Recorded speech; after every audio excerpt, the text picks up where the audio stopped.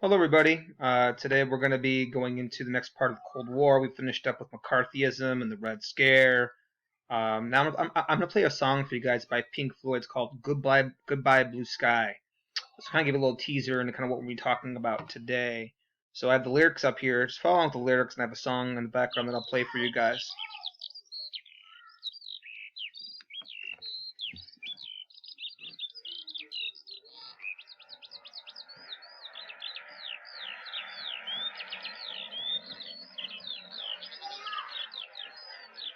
Look, Mummy, there's no plane up in the sky.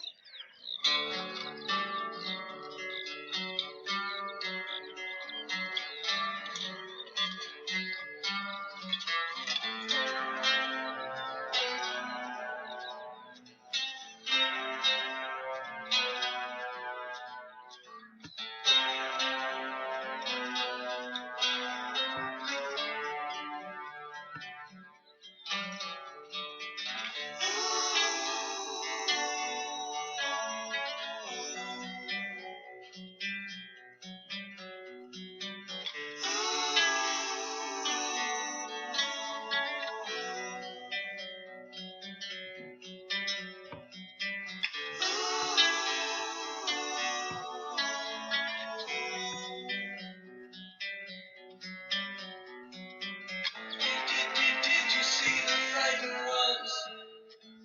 Did you hear the falling bombs? Did you ever wonder why we had to run for shelter when the promise of the brave new world unfurled beneath the clear blue sky?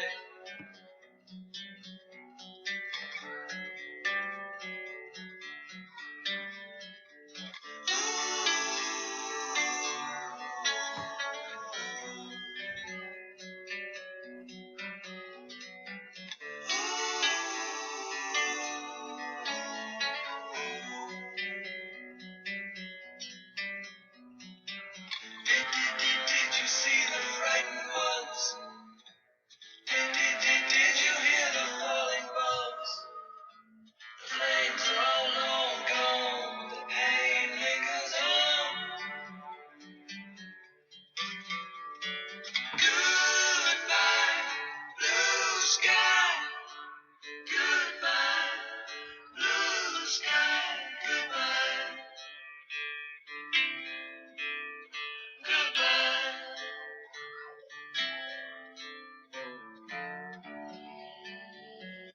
Alright, everybody. So we'll stop there because I think that is really the main gist of the song. Now that song's about World War II. Pink Floyd's a British band, so it's about like what it was like growing up um, during World War II, Battle of Britain, being bombed down, the anxiety, the fears. But you can also apply this to this time period as well. The term goodbye blue sky, pretty powerful, and we mentioned this when we were in class way back when about how when we decide to drop the atomic bomb in World War II, that's going to change, sure, World War II, but the rest of the world. We have a nuclear bomb, and countries are going to race to get that as well. And the problem is that once other countries get it, and the threat of World War III were to come, World War III would basically be a nuclear war. Now, he said by the terms there, goodbye blue sky, that essentially be the end of the world. You saw the catastrophic consequences of us dropping the bomb. Hundreds of thousands of lives lost, the cancers, the radiations, just absolutely devastating. Now, could you imagine if we're dropping them, they're dropping them, Soviet Union, I mean, that's basically the end of the world, guys. And that's ultimately, the song the song really resonated with a lot of the Cold War, people at this time because Goodbye Blue Sky means the end of the world. So today, this week, we'll be focusing on the nuclear arms race, as well as the Cuban Missile Crisis, things in the 60s with JFK. All right, so this part is notes for you guys. It will help you with your exit ticket. All right, so what is the arms race? The arms race is a stockpiling of weapons. So throughout the 50s, the 60s, the United States is stockpiling nuclear weapons. Well, if you look at my bullet point here, the A bomb, the atomic bomb, we developed it in 1945. We use it to end the war in World War II. But the Soviets, they get it in 1949, and we already touched upon this last week with the Rosenbergs, and you have various spies in the United States that were kind of siphoning secrets to the Soviets to allow them to build it so fast. So that was the game changer. When the Soviets developed the nuclear weapon in 1949, now we're stockpiling nuclear weapons, but now so are they. Not just one or two or a couple dozen. You're talking about thousands of nuclear weapons on both sides. And then we move forward to the early 50s. Then you have the hydrogen bomb, also known as the H-bomb. We develop it in the early 50s. We use it in this at a test site called the Bikini Atoll Islands in 1952. Even this very day where this bomb was tested, you cannot live there today. It is unlivable. Windows were broken from over 600 miles away. There were fishermen that got radiation burns that were literally hundreds of miles away. That's how powerful it was.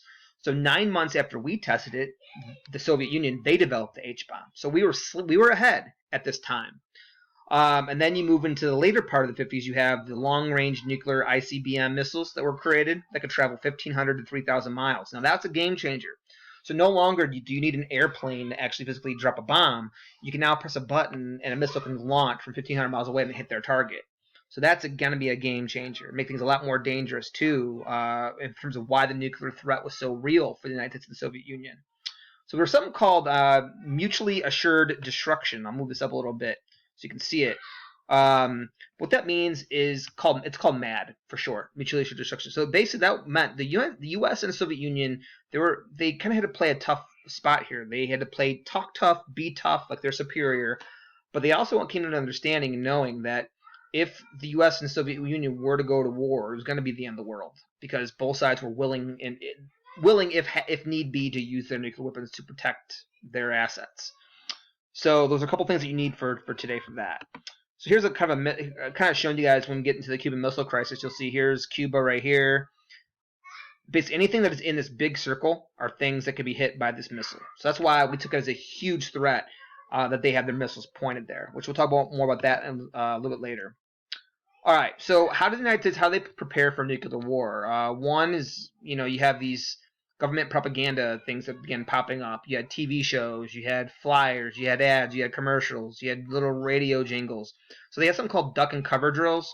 So you see this in schools back then in the 60s and 50s, they had duck and cover drills. You'd hop under your desk, cover your head. Now, you got to understand, would a nuclear blast help you if a nuclear bomb were to go off near you? No, you'd all be dead.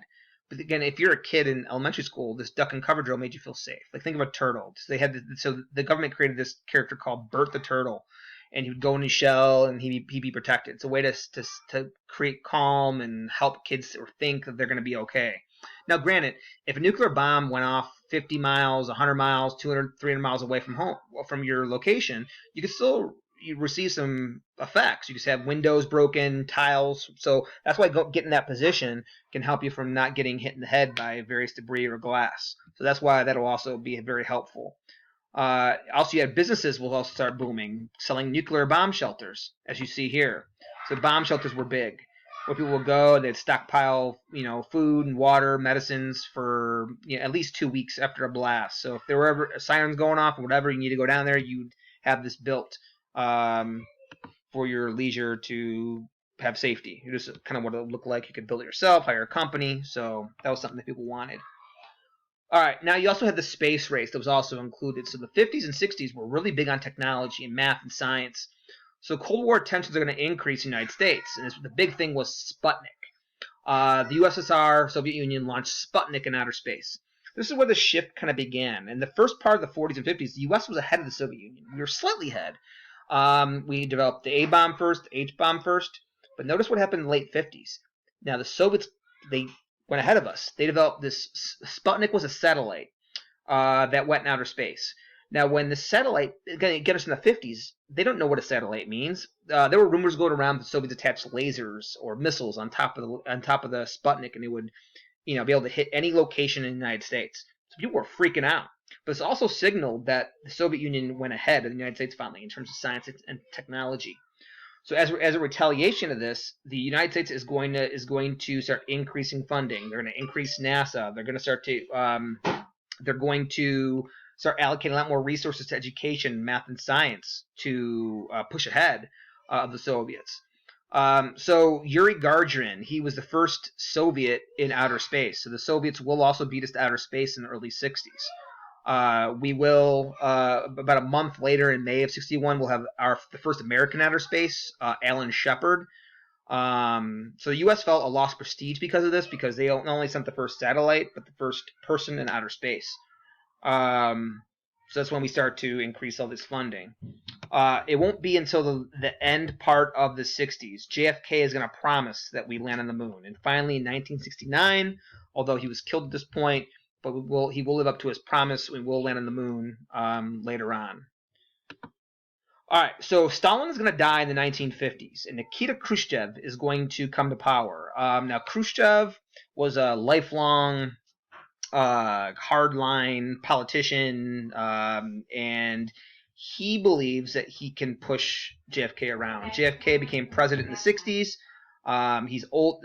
Khrushchev is older, very tough, and he believes that he can kind of push JFK around, who was very young at the time. And we'll get into some of this more so next week, I think. But we'll get into some of these reasons why. But he's going to lead the Soviets through the most contentious and hard times of the Cold War. He'll have the Berlin Wall will be built under his rule. Cuban Missile Crisis.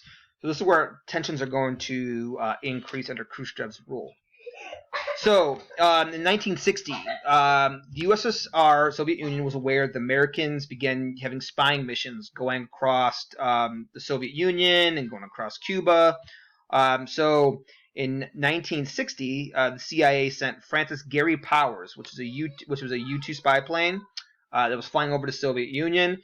The Soviets shot it down, and they actually Powers was unable to activate the plane's self-destruct mechanism. So meaning that the Soviets were able to they were able to basically go through the rubble of the crashed plane, but they were able to seize some of the technology in terms of how we built it. Now, he was captured, Gary Powers, by the Soviets, and he was held for the Soviets for a long time. But you know, we talked about this last week with the whole CIA and spying, but this didn't help matters either. That we're flying over in their airspace, spying on them. All right, so this is what we're gonna do. I'm gonna stop here. You guys are going to be doing some reading for your assignments this week on the Bay of Pigs, the Cuban Revolution, and the Cuban Missile Crisis. You're going to do some activities. There's a web quest that you'll do. Obviously, you're listening to this, and there'll be an exit ticket that you're going to complete as well. So we'll talk more about this next week, actually. Some of this stuff with the Cuban Missile Crisis. I don't want to spoil it now, but I'll have you guys do that first. All right, so that is it for today. Okay, well, adios. Have a nice week. Let me know if you guys have any questions.